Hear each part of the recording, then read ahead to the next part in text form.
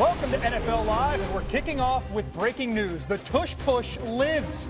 At spring meetings today in Eagan, Minnesota, the final vote for the Packers' proposal was 22-10, falling 2 votes shy to change the rule and ban the tush push. Our Jeremy Fowler has been at spring meetings this week. Jeremy, back in your old Twin Cities stomping grounds, I see. How did this vote go down to keep the tush push alive today? Month-over-month support, but we fell short. Yeah, Phil, the Eagles put off a bit of an upset here. I talked to team sources who said they did not know what to expect when they entered the meeting this morning. After owner Jeffrey Lurie and former All-Pro center Jason Kelce spoke, they still didn't know where they stood or whether the vote of the Packers' proposal to eliminate pushing and pulling of players was going to pass. And so they were only hopeful. But I was told that Lurie gave an impassioned speech to the group. He basically stressed that, hey, to be so proficient at a play, only for it to be banned by the league would be really unfortunate. He and Kelce both stressed that there is no injury risk with this play. There's no data that supports that. And so I talked to Steelers president Art Rooney. He thought that might have swayed a few teams that were on the fence. Kelce and Lurie delivering that speech as they did. It came through as a very close vote, 22-10. So almost proposed for the Packers to get through, but it didn't quite work. So the tush push lives. Needed 24 to pass, and it's worth noting, as dominant as Philly was on this play, they only ran 1 push sneak in the Super Bowl, a luxury when you start with 34-0 lead. Jeremy, thanks so much. Thank you. As for the Eagles' reaction, the Team X account put out this image with push on. They're lined up against the Packers here, who had the proposal on the table to ban the tush push. I'm sure that's a coincidence. Louis Riddick, Booker McFarland, Dan Graziano, all joining me now. Boog, this has been the hot rule change topic this offseason. What's your reaction to the news that the tush push survives?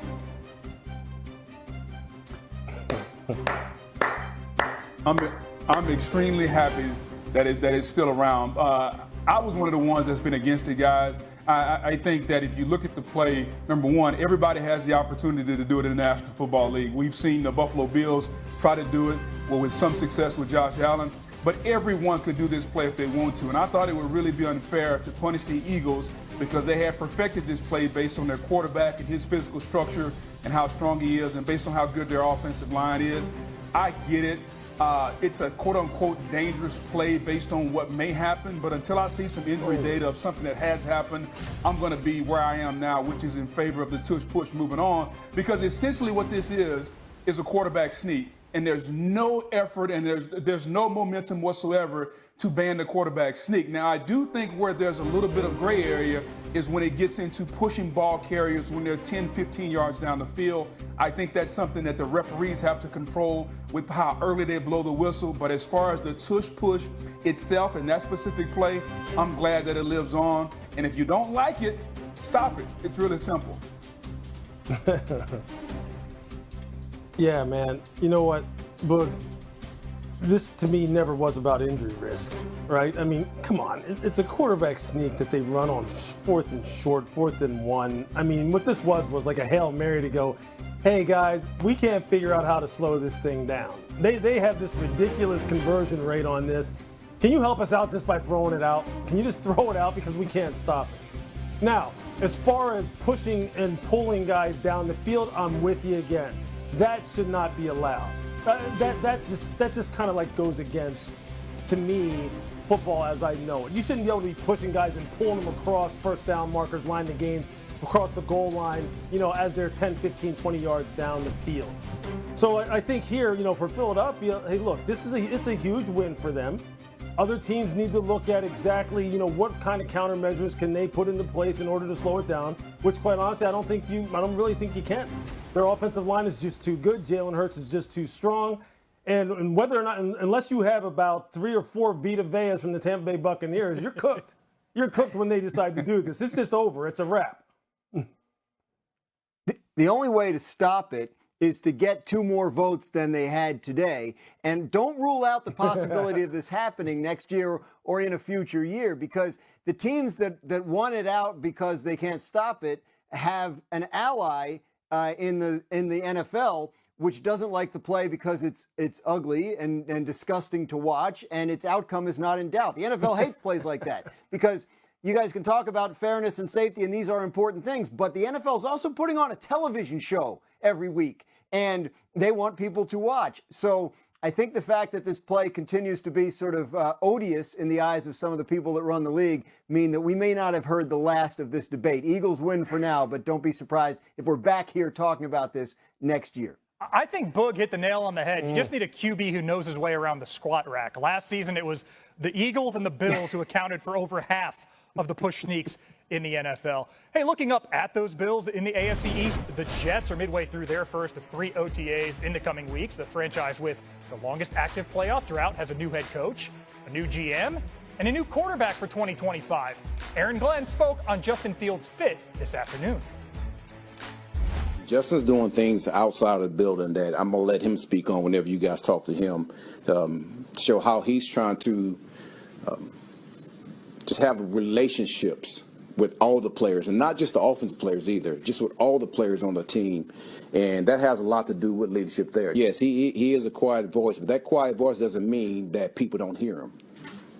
You know, people see the way that he works. That speaks more than what you say. He's not trying to be the celebrity quarterback. He's just trying to be himself. And whatever comes with that, it comes with it. Whew, there's a soundbite. Gang Green starts fresh, parting ways with Aaron Rodgers, bringing in their own 1994 first-round pick, Aaron Glenn, new head coach. The big signings, Fields adds also Brandon Stevens, Andre Sisco to the secondary. In the draft, the Jets opted for protection with tackle Armand Membu out of Mizzou, and then did lose some big pieces in Devontae Adams, Hassan Reddick, Morgan Moses. But Boog, nowhere better to start than with quarterback. How much of an upgrade is it, if at all, in 2025 to have Rodgers out, Fields in? Well, I think obviously you get younger, you get more athletic with Justin Fields, but I think you're also going to lose just a little bit of that passing prowess. So I think it's going to be a net equal because what you lose from Aaron Rodgers with the ability to throw the football down the field, Justin Fields is going to make some plays. There's no doubt. His athletic ability and his ability to keep some plays alive with his legs and even the organized diagram run game, I think is going to be there. I just want to know what the offensive structure is going to be like. Are they going to lean into his athletic ability? Are they going to lean into his ability to run the football? Are they going to lean into developing a play-action passing game that's off the running game that will create some layers between the second and third levels that'll make the passing game easier for him? This is all going to depend on what kind of offensive structure they have in New York. But I was once told that the job of a coach is to take what a player does best and allow him to do that more and build off that and to minimize his weaknesses. So if you're the offensive staff in New York, we understand by now what this young man does in the National Football League. Let's not build an offense of what he can't do. This is not an offense built for Aaron Rodgers. Let's build an offense of what Justin Fields can do so you can accentuate what he does well and minimize what he doesn't. That's what they should be doing in New York. And, Boog, I don't think there's any question that Aaron Glenn and offensive coordinator Tanner Engstrand understand what the mission is. I mean, it's right there in front of you. Look, this football team has 3 first-round picks on its offensive line, 3 with the addition of Armand Membu this year. And they are quality players and a number 2 in Joe Tippmann who plays center. They should be